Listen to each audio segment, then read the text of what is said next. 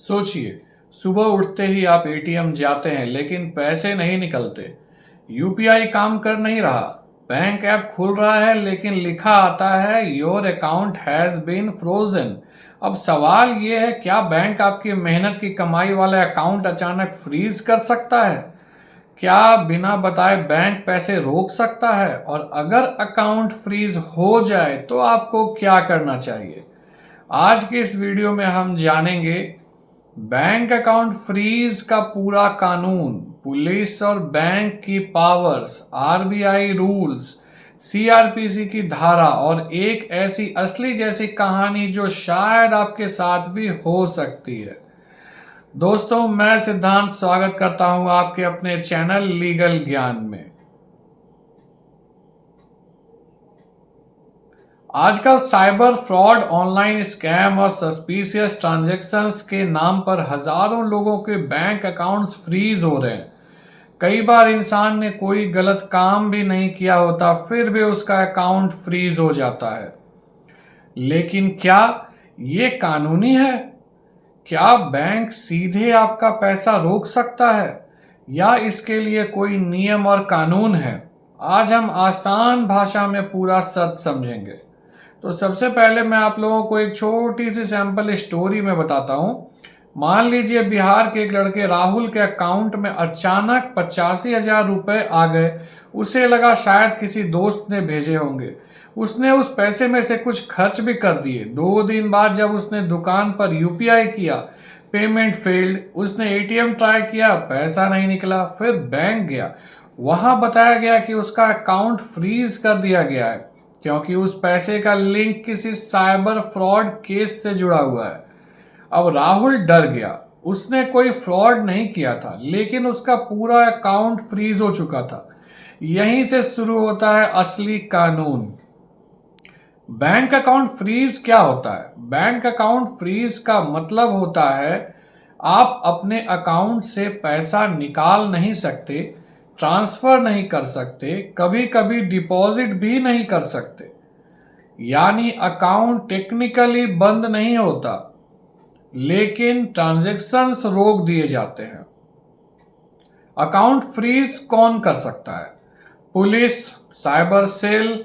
अगर किसी fraud, scam, money laundering या इलीगल ट्रांजैक्शन का शक हो तो पुलिस या साइबर सेल बैंक को अकाउंट फ्रीज करने का आदेश दे सकती है। यहाँ पे कोर्ट भी फ्रीज कर सकती है। कोर्ट किसी केस की जांच के दौरान अकाउंट फ्रीज करने का आदेश दे सकती है। बैंक खुद भी अकाउंट को फ्रीज कर सकती है अगर केवाईसी इनकम्प्लीट हो, पैन, आधार इश्यू हो या सस्पिशियस एक्टिविटी दिखे तो बैंक टेम्पोररी रिस्ट्रिक्शन लगा सकता है। सबसे महत्वपूर्ण यहाँ पे कुछ कानून क्या कहते हैं? सीआरपीसी सेक्शन 102 सबसे बड़ा कानून आता है। सीआरपीसी सेक्शन 102 यह धारा पुलिस को पावर देती है कि अगर किसी प्रॉपर्टी पर अपराध का शक हो तो उसे सीज किया जा सकता है। और सुप्रीम कोर्ट ने कई मामलों में कहा है कि बैंक अकाउंट भी प्रॉपर्टी माना जाएगा। यानी अगर पुलिस को लगे कि अकाउंट किसी अपराध से जुड़ा है तो वह उसे फ्रीज कर सकती है। इंपॉर्टेंट सुप्रीम कोर्ट पॉइंट, लेकिन ध्यान रखिए, पुलिस मनमानी नहीं कर सकती। सुप्रीम कोर्ट ने कहा है कि फ्रीज करने के बाद प्रॉपर प्रोसीजर फॉलो करना जरूरी है, यानी इन्वेस्टिगेशन जेन्युइन होनी चाहिए। आरबीआई रूल्स क्या कहते हैं? आरबीआई के नियमों के अनुसार बैंक को सस्पिशियस ट्रांजैक्शंस मॉनिटर करने का अधिकार है। अगर अचानक बहुत बड़े ट्रांजैक्शन हो, बार बार अननोन अकाउंट से पैसे आए या साइबर कंप्लेंट मिले तो बैंक एक्शन ले सकता है। किन कारणों से अकाउंट फ्रीज होता है? Common reason: cyber fraud, complaint, online scam, suspicious UPI transactions, money laundering, suspicious fake KYC, court order, loan recovery cases. कुछ जगहों पे ऐसा सिचुएशन भी होता है। Income tax investigation, crypto fraud, linked transactions. अब यहाँ पे इंपॉर्टेंट कुछ पॉइंट्स हैं। हर फ्रीज इलीगल नहीं होता है। कई बार लोग सोचते हैं कि अकाउंट फ्रीज हुआ मतलब बैंक गलत है, लेकिन हर बार ऐसा नहीं होता। अगर फ्रॉड इन्वेस्टिगेशन चल रही है तो कानून पुलिस और बैंक को पावर देता है, लेकिन आपकी राइट्स भी है यहाँ पे। अब सबसे ज़रूरी बात यहाँ पे क्या आती है, इसको भी समझ लेते हैं। अगर आपका अकाउंट फ्रीज हो जाए तो आपके भी अधिकार होते हैं। अकाउंट फ्रीज होने पर क्या करें, इसको भी अच्छे से पहले समझ लीजिए। पैनिक मत करें, सबसे पहले घबराइए मत। कई मामलों में वेरिफिकेशन के बाद अकाउंट वापस चालू हो जाता है। बैंक से रिटन रीजन मांगे, बैंक से लिखित में पूछिए कि अकाउंट किस अथॉरिटी के ऑर्डर पर फ्रीज हुआ है। ठीक है। थर्ड पॉइंट है कंप्लेंट नंबर लें। अगर साइबर सेल केस है तो एफआईआर नंबर या कंप्लेंट नंबर जरूर लें। अब यहाँ पे एक चौथा पॉइंट भी हमारे पास आता है, डॉक्यूमेंट्स जमा करें। Aadhaar, PAN, bank statement, source of money proof.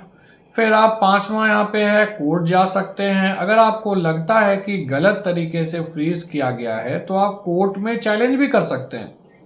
यहाँ पे एक बहुत बड़ा मिथ भी है कि पूरा अकाउंट हमेशा फ्रीज नहीं किया जा सकता। कई मामलों में सिर्फ सस्पिशियस अमाउंट होल्ड किया जाना चाहिए, लेकिन कई बार पूरा अकाउंट फ्रीज कर दिया जाता है। इसी वजह से कोर्ट्स ने कई बार पुलिस और बैंक को प्रॉपर बैलेंस रखने की बात कही है।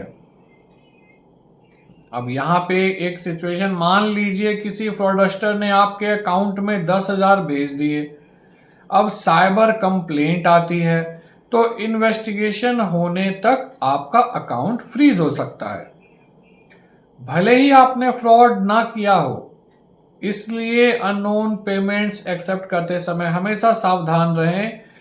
प्रिवेंट्स टिप्स एंड अकाउंट्स को फ्रीज होने से कैसे बचाएं, ये भी मैं आपको बताता हूँ। कुछ चीज़ें हैं उसको आप फॉलो कर सकते हैं।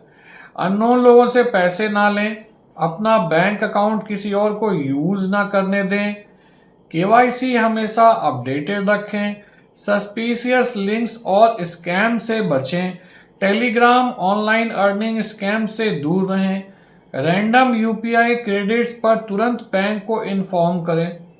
ठीक है। तो अब यहाँ पे तो दोस्तों हाँ, कानून के अनुसार बैंक अकाउंट फ्रीज किया जा सकता है, लेकिन उसके पीछे प्रॉपर लीगल रीजन होना चाहिए। पुलिस, साइबर सेल, कोर्ट और कभी कभी बैंक भी एक्शन ले सकता है, लेकिन एक आम इंसान के तौर पर आपके अधिकार भी उतने ही जरूरी हैं। याद रखिए, गलती से भी अपना अकाउंट किसी और को इस्तेमाल करने मत दीजिए, क्योंकि एक छोटी सी लापरवाही आपकी पूरी बैंकिंग जिंदगी रोक सकती है। अगर आपको यह जानकारी यूजफुल लगी हो तो इस वीडियो को लाइक और शेयर ज़रूर करें, और ऐसे ही कानून और अपने अधिकारों से जुड़े वीडियो के लिए चैनल को सब्सक्राइब करना बिल्कुल भी ना भूलें।